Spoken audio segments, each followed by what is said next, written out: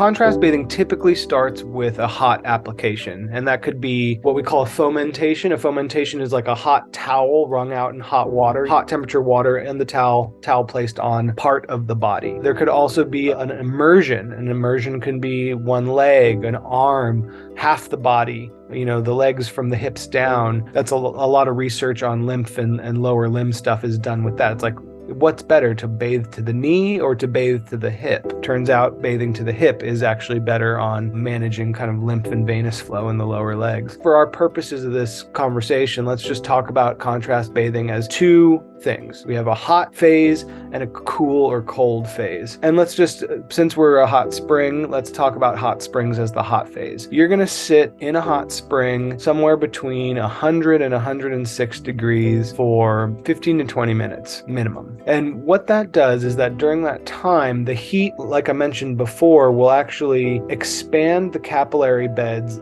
of the skin and bring blood from deeper in the organ system up to the surface of the skin. And your skin is actually really quite elastic and is highly vascularized. If you've ever kind of come out of a sauna or a hot bath and you notice your skin has kind of a deeper hue to it, or even like if you're light skinned, you can really see kind of like a pinkish color. That is actually the engorgement of the capillary beds with blood, and the heat acts as a physical relaxant to the vessels. And so you have more blood up at the surface, less blood deeper in the body, and the heat also acts as a metabolic stimulant. It increases the metabolic rate of the cells contact with, and it also helps shift the release of free oxygen into the bloodstream from its bound state in hemoglobin. So the idea is that we're kind of bringing all this blood up to the surface and making it kind of metabolically charging it. So that's what we would call the prep phase. The heat part is kind of preparing the body for this next part, which is a cold or warming application. So that the cold would then be from the hot spring. You go in Pagosa, we've got the San Juan River running right through the property. And so typically you go take a hot soak and then you jump in the river. And you can do that cold application anywhere from 10 seconds to 2 minutes.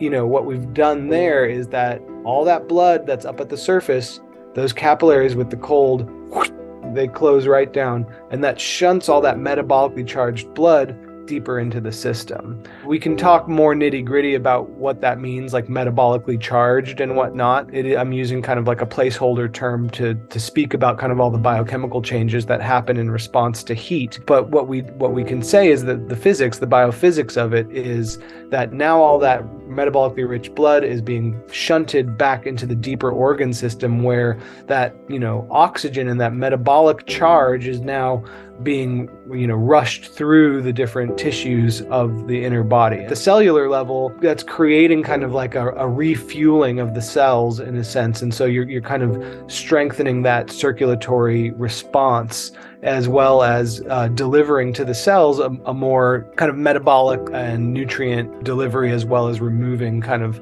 waste tissue from the cell. So typically you'll go through a cycle like that maybe 2 or 3 times, and that creates this kind of pumping action. And so you're expanding the capillaries, you're contracting the capillaries, you're bringing blood from deeper in the organ system to the surface, you're bringing that surface blood back down into the organ system.